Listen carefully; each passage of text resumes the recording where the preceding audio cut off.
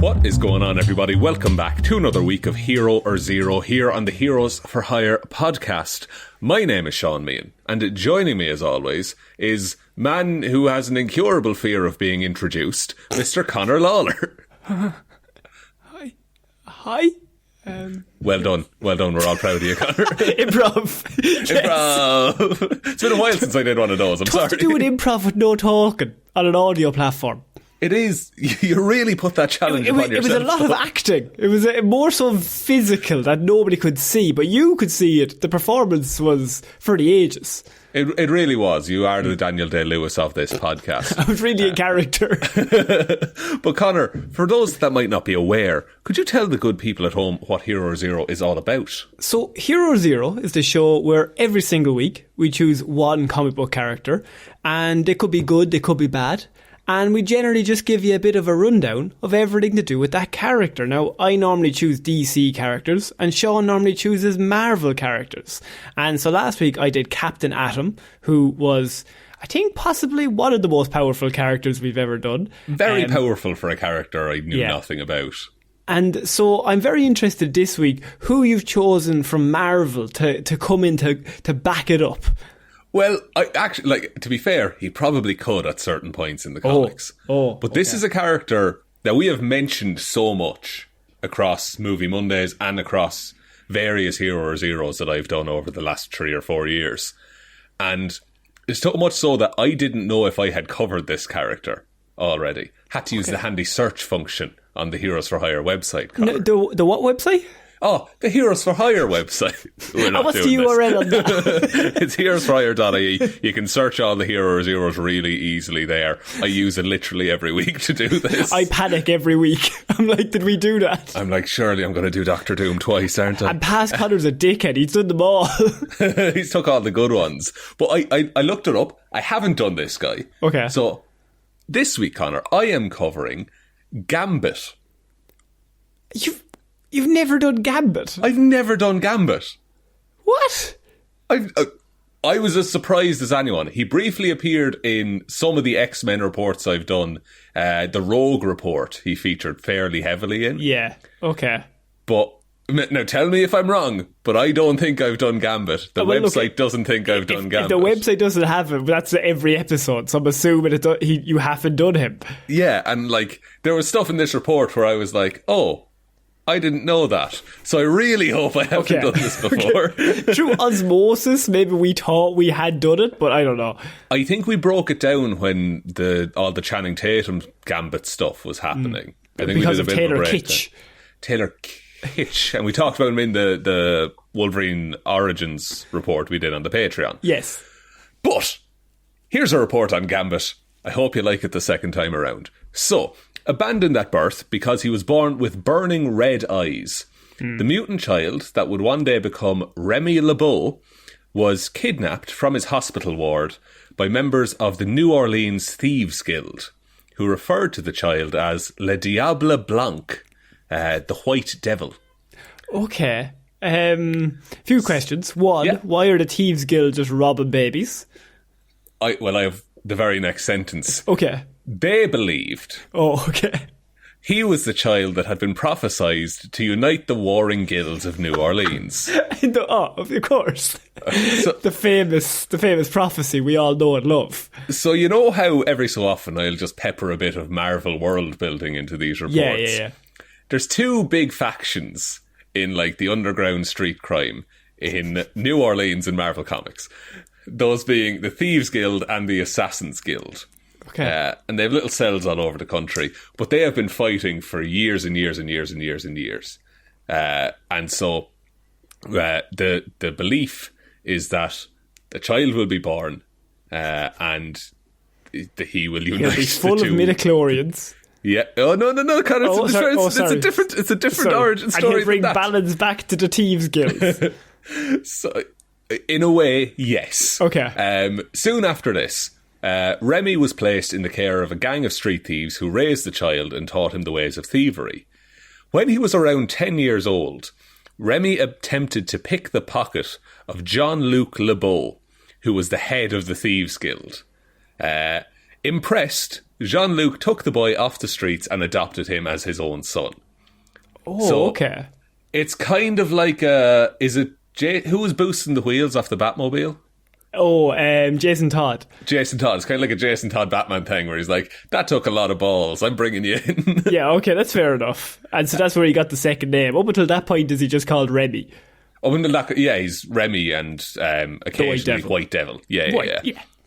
Way cooler name than Remy. Shout out to any Remys out there, I guess. Yeah, but I mean the White Devil. So the young Gambit was commissioned to recover the diary of one Nathaniel Essex from the Weapon X facility in Canada. Do you remember who Nathaniel Essex is? Yeah, we've covered him. He's at the end of a movie. He's the after credits, I thought, in the last X-Men movie. Is that he is at the end of Dark Phoenix? I think he's Mr. Sinister. Yeah, is who he is. And so at the time that Remy was at the Weapon X facility, Logan Wolverine was also happened to be escaping it, and so he managed to sneak in and get the diary, avoiding the guards. Appalled by the experiments that he had seen at the facility, he burned the diary so that the research would be gone. Right. He hasn't shown any powers up until this point, or he has? So he has kind of, but not to the full extent that they will develop to. He's still, because mutants usually around puberty, it starts to develop. Because it's a symbol. It's a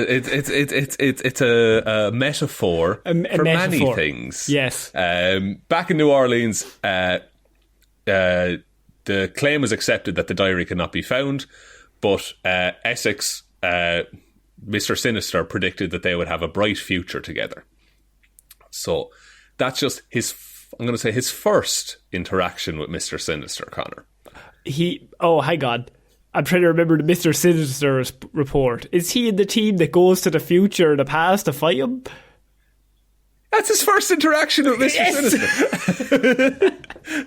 So, as part of a peace pact between the Thieves Guild and the Assassins Guild, a marriage was arranged between Remy and Belladonna Bordeaux, the granddaughter of the head of the Assassins Guild. Okay. However, Belladonna's brother Julian objected to the marriage and challenged Gambit to a duel. Okay. Remy killed Julian in self-defense, but was excommunicated and banished from New Orleans in an attempt to maintain the fragile peace between the two guilds. I have one question, and that is Belladonna's brother, which, first of all, Belladonna, great name. Belladonna's brother. That's the Assassins Guild. Yes. And Remy's in the Thieves Guild. Yes. You'd have to be a shit assassin to lose to the Thieves Guild. You're literally in the Assassins Guild. Remy is full on I don't want to fight you. And it's like a fight to the death and you're an assassin and he robs people. I mean, you literally rob people's lives. Yeah, that's your thing. And you fucked it up that bad. That's more embarrassing. That's is. Disrespect to Belladonna's family name. But it does mean that Remy is now gone from New Orleans. He has to find somewhere new to go. Okay. So he wandered the world as he used his skills as a master thief, aided by his mutant powers to charge objects with explosive energy. So he can turn... This is the most bullshit comic book power ever. He can turn potential energy into kinetic energy. And that is just vague enough to do whatever you want with it. It basically means you can just blow stuff up. Or if he holds it for long enough, it will blow up. Exactly. Yes. And the bigger the thing, the longer it takes to charge up. Yeah, okay. So he employed playing cards he charged with kinetic energy as his trademark weapon. Because they're small, he can charge them really, really quickly. In time, his powers began to slip out of control. He sought out the master geneticist Mr. Sinister for help in controlling his powers. Sinister removed some of Remy's brain tissue to reduce his power to manageable levels. But once again, I feel like it shouldn't go unsaid that he's gone to trust a man literally named Mr. Sinister. He presents as Nathaniel Essex to the rest of the world. I mean, he's allowing Mr. Sinister to do brain surgery on him. Yeah. But, like, his powers were badly out of control. Like, to the point that he would charge things without touching them and without meaning to. Oh, okay, that might be he was quite just bad. walking around making bombs, basically. Okay. As a result, Remy was now in Mr. Sinister's death, and he charged him. Mr. Sinister charged Remy with assembling a team of mercenaries called the Marauders. With the team assembled, Sinister charged Remy with leading them down into the Morlock tunnels. So the Morlocks are... No, this is an easy one. This is the easiest one. Okay. Do you know the mutants in Futurama? Yeah, so there's just mutants in the sewers. Mutants in the sewers, they have mutations that aren't so socially accepted. And so they live below New York. Led them down into the tunnels. Remy was unaware that Sinister's true intentions were to massacre the Morlocks. When this came to light, Remy attempted to stop things, but a member of the Marauders named Sabretooth grievously injured him and left him for dead and began massacring the helpless Morlocks. If only I didn't trust Mr. Sinister and Sabretooth. If those two upstanding characters had stayed true to their word. I thought I should be called Mr. Gullible, because this is fucking silly. So all Remy could do was save one young Morlock girl who would one day grow up to become the X-Man named Marrow. And Marrow can make bones grow on command. So that's pretty cool. Good stuff. And then, later, eventually, Remy encountered Storm, a member of an outlaw team of mutant adventurers known as the X-Men. I like how we're this far into the report and it explains what the X-Men are. I mean, I think it's important that people know what's going on, because there's only been like 15 movies. And they're all of equal quality. I mean, I didn't want to say it, Shaun, but Apocalypse is the greatest cinematic experience I've ever had. Later, when the X-Men's founder, Professor Charles Xavier, returned from... Imagine Patrick Stewart, but like sitting down. I'm back in. Picard. So Charles Xavier returned from a period of travelling in outer space, and Storm sponsored Remy's admission into the X-Men. So Storm was like, no, this is a good dude, let's bring him in. Okay. Remy soon fell in love with fellow X-Man Rogue, who, as we all know, because we all listened to the Rogue report, blessed and cursed with the ability to absorb other mutants' thoughts and abilities through skin-on-skin contact. The feeling was mutual between the two, but they were condemned never to touch. The way it usually goes in the comics is that Rogue will get the ability to touch people. Her and Gambit will have fun together, and then one of the two will die pretty much straight after. That is legitimately most of the time how it happens. For that to be like a recurring thing, how many times have they died? But I mean, it's comics and it's the X-Men, so many times. Oh, so many times. They're always going back in time. There's always just alternate versions, I'm assuming. Yeah. Clones, robots, life stuff. model decoys, all the rest of it. It's great. Yeah. In an alternate future, over 70 years from the present day, the X-Man named Bishop was born. And Bishop is basically a time policeman, is his whole thing. He's at the start of Days of Future Past. He is. He's really cool in that movie. He's a dumbass in comics. He's an absolute idiot. He's pretty big in the House of M storyline, I think. He is. He goes after, because, look, I'm not going to get into it. It's a whole big thing. We're not going to get into it. It's a whole big thing. One day I'll do a report without saying that. But in this future, 70 years in the future, Remy had seemingly become a figure named the Witness. So called because he had apparently witnessed the betrayal of the X-Men by one of their own members. Bishop, going back in time, suspected that Remy was the traitor, because he was the only X-Man who was still alive in the future. Now, it was later discovered that the actual traitor was Onslaught, who came about when the mind of Xavier and Magneto were smashed together. Whole big thing. The look of disappointment on your face. I know. When nobody else could see it, but Shaun looked into the distance like he just told me terrible news and was like, don't judge me. I'm just the messenger here. So At one point, Rogue left the X-Men after kissing Remy, confused and scared by the memories that she absorbed from him. After this, Remy was captured and brought before a mock trial held by Magneto. During the course of the trial, Remy's past with Sinister was brought to light, and his role in the massacre on the Morlocks earlier was brought to light, that he had put together that team.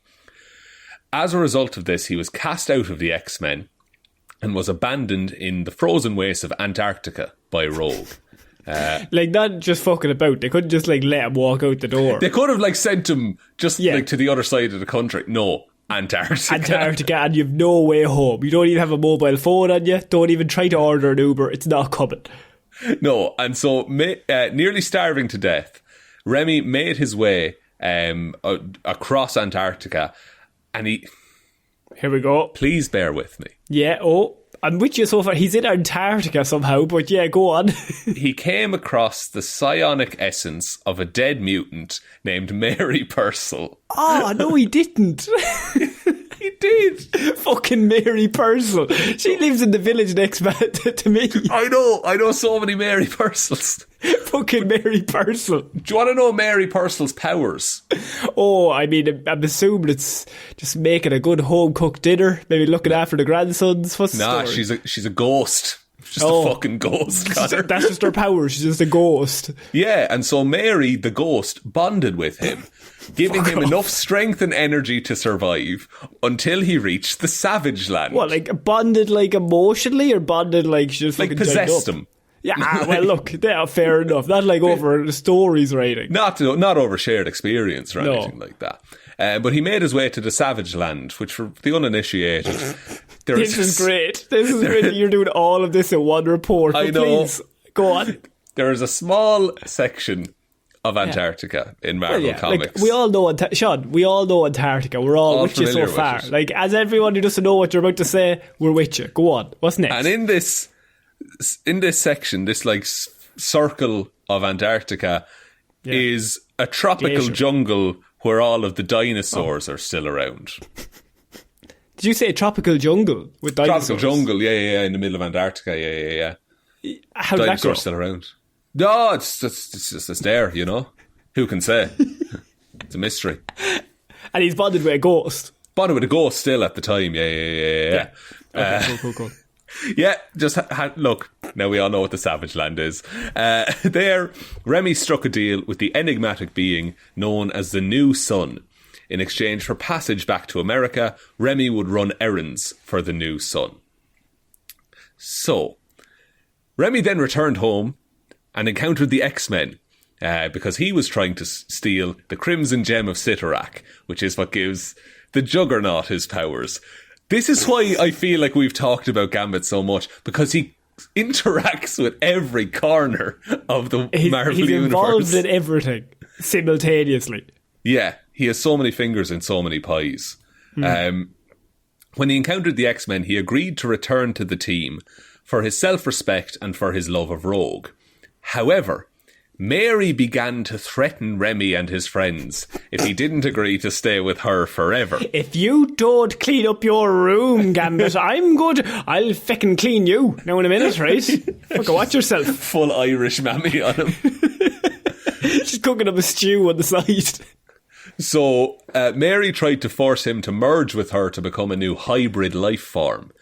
And bit while weird, Remy... Mary? Bit strange, bit full on. You know, you need to go through some courting first. Make me some stew first. At least they can brew me. While Remy wrestled with Mary, Rogue charged in with a containment unit, which ultimately dispersed the spirit. Are you telling me Rogue ghostbusted her? She ghostbusted Mary. Okay. That's the only reason I put all the Mary stuff in this report, is because of the ghostbusting at the end. Okay. During a trip back in time.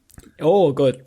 Remy's powers were restored to their maximum potential by Mr. Sinister, and he was able to utilise them to return to the present.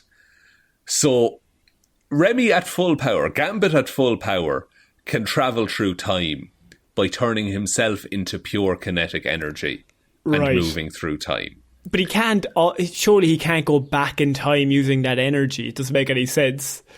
Well, Connor, it is. Have you heard of it? There was a ghost in him earlier. It was called like Mary fucking Purcell, wasn't it? Mary Purcell. Mary Purcell. So he turns himself into energy, and that gives him the ability to turn back time. To travel through time, not to turn it back. But yeah. Like, okay, yeah, cool. You're entirely right. Yeah. For a time, he served as the head of the Thieves Guild once he returned to the present. And also, he eventually unified the two guilds, the Thieves and the Assassins, and he was in charge of them as well. Meanwhile, the new son, so that fella he met in the Savage Land in Antarctica, he revealed his true nature after organising an assassination game where a bunch of superpowered mercenaries would try and kill Gambit. So they brought him in front much of a game, is it? It's really unfair, I would say. It's not a great game. So when Remy met back up with the new son, he was shocked to learn that the new son was an alternate reality version of himself, Connor. Fucking hell, oh my God. So in his own reality, the new son's kinetic powers had flared out of control, burning the world and killing everyone. As a result, and I think you'll like this, the new son hunted down and killed versions of himself in other realities to ensure that they would not repeat his mistakes. I mean, that is the classic plot. It's the only thing to do when there's other realities. You gotta hunt down all the versions of you and kill them all so you're the one true version. Because you'll know exactly what to do going forward. I've killed my world, but that doesn't mean I don't have to kill everyone else's as well. So bear in mind, this is at the time when Remy still has his full powers. Like, they were restored when he went back to the past. So it's basically two full-powered Gambits fighting each other. During the fight, Remy burned out his enhanced powers to defeat his alternate self. That's handy.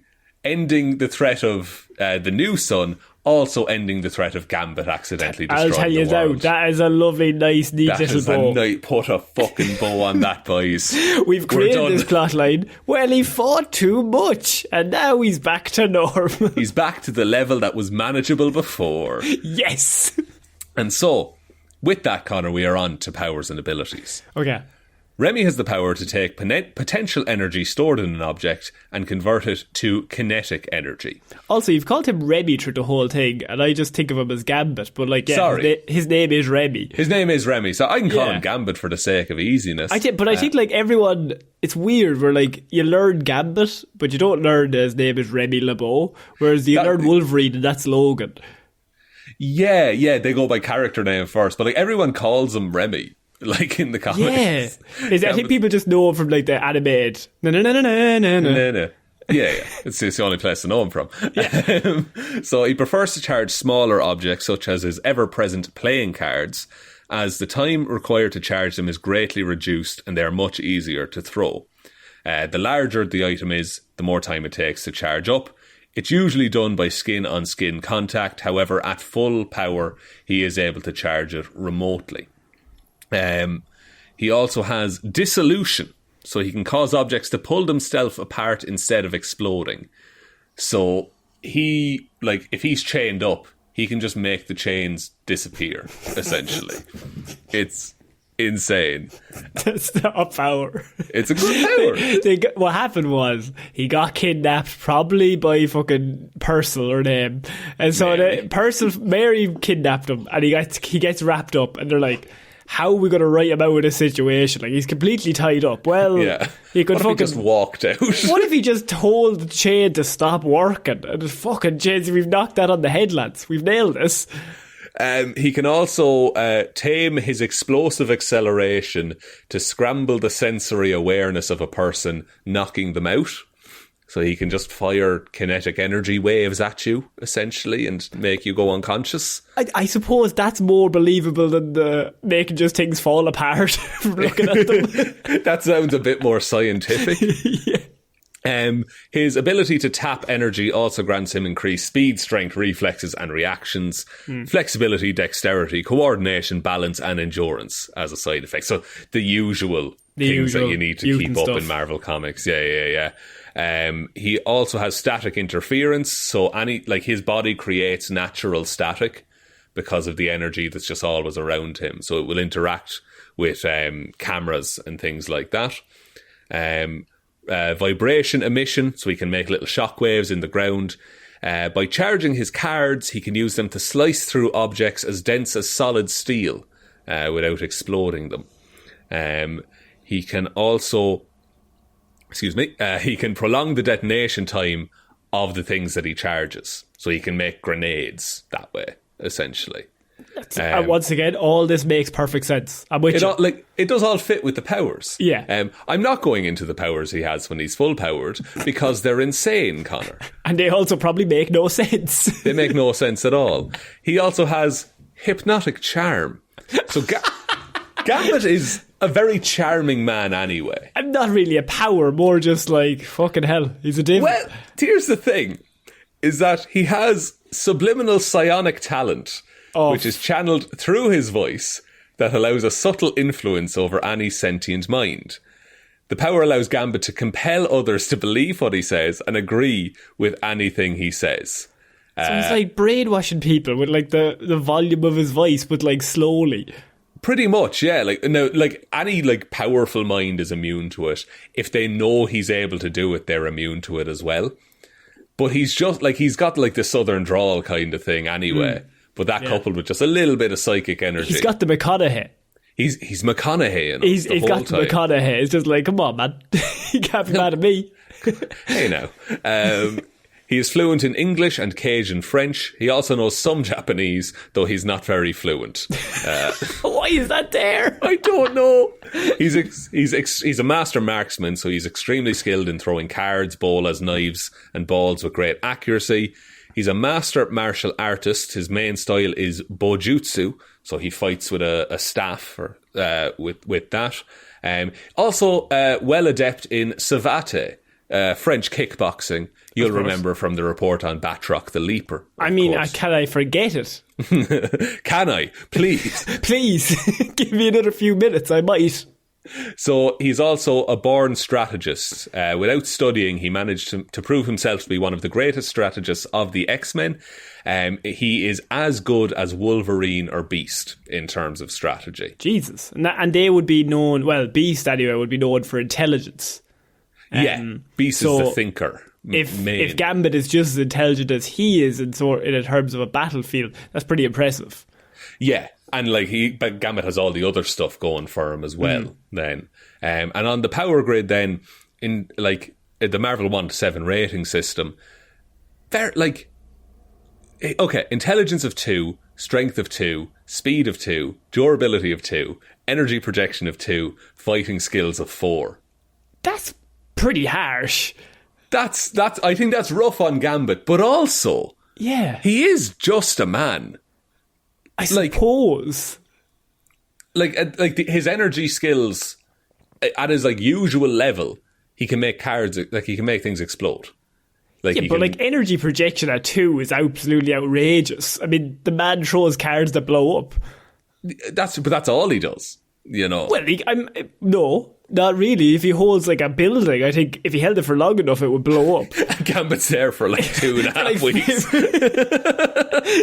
The man who can't be moved by the script plays in the background, just standing there. That is a deep cut. Yes. Look, that's on the official Marvel wiki. Obviously, those power grids change depending on who they're fighting and who's writing them. But that's I like that he's pretty much a regular guy, but he's just specced into one really useful thing. And I'm assuming that when he's at full power, it's 4s across the board.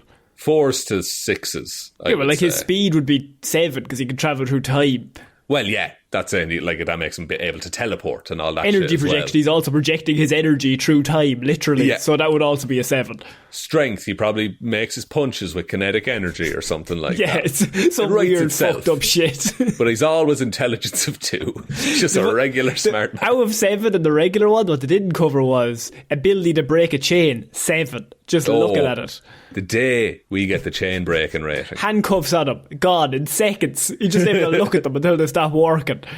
But that is my report on Remy LeBeau Gambit, Connor. Very good. I mean, a character I think a lot of people like because he's mostly just cool. That's it. He's the guy you want to be, kind of thing. Like he's the coolest motherfucker in the room. I think he's one of those characters where people are like, yeah, he's cool, but they don't know a lot about him. They're just like, yeah, he's just cool. Like, I just know him from the animated show or whatever. Like, I haven't read much of the comics, but I know that he's cool. I see him and I know, oh, that's a cool character. Unless it's Taylor Kitsch in Wolverine Origins. Yeah, I think, look, he did the best he could with what he had. Oh, that is not on him. Poor old Taylor, that's not on you, boy. That is more, the script wrote him very strangely. What if they brought Taylor back? What if they brought Channing? Channing's wanted this for so long. I think Channing's too far gone. He could play an old Gambit in the future, maybe. He could, and I think he would do that, like come back in like an alternate universe, like a Reed Richards style. I think that'd be fun. Yeah.